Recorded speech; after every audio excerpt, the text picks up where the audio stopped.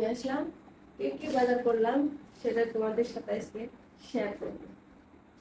এই যে একটা ভিক্সন কিনে নিয়ে এসেছি, এটা আমার লাগতো, ওই জন্য এটা কিনে নিয়ে আসলাম। তারপর চানাচুর নিয়ে এসেছি, প্যাকেট চানাচুরও নিয়ে আসি, এত চানাচুর নিয়ে আসি।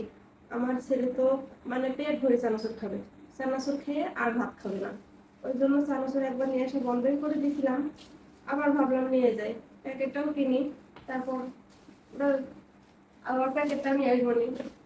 তারপরে নিয়ে এসেছি দারচিনি, এলাচও নিয়ে এসেছি।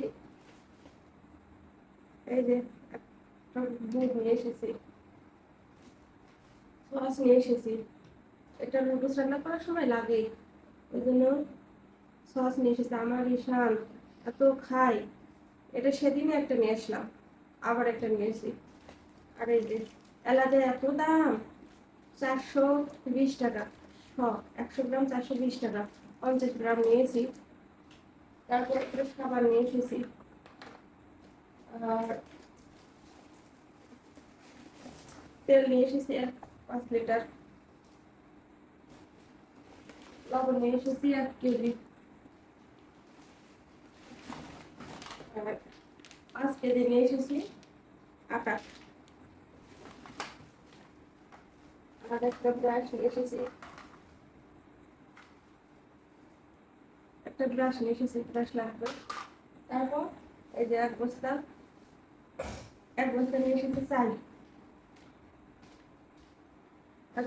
নিয়ে এসেছি। এই বাজার, এইগুলো বাজারে 4,000 টাকার বাজার, এতে এখানে কোনো বাজার আছে? আর চাউলের যে দাম বাড়ছে, এই চাউলের বস্তা নিয়েছে 2200 টাকা বস্তা, 25 কেজি চাউল 2200 টাকা নিয়েছে, বাসমতি চাল। এই হচ্ছে আজকে বাজার। এই যে এগুলো বাজার আমার 4,000 টাকার বাজার।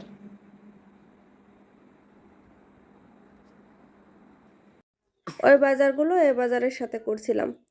পরে কলা আনছি, পাবদা মাছ আনছি, চিংড়ি মাছ আনছি। ভিডিওটা না অনেক বেশ কিছুদিন আগের আপলোড করা হয়েছিল না, এডিট করা ছিল না বলে ওই জন্য আপলোড করা হয়নি।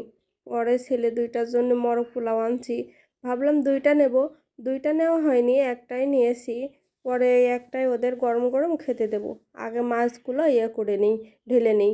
পরে চিংড়ি মাছ আনছিলাম, চিংড়ি মাছ আর পাবদা মাছের তো রিল ভিডিও দিয়েছিলাম, সেটা তো তোমরা দেখছোই।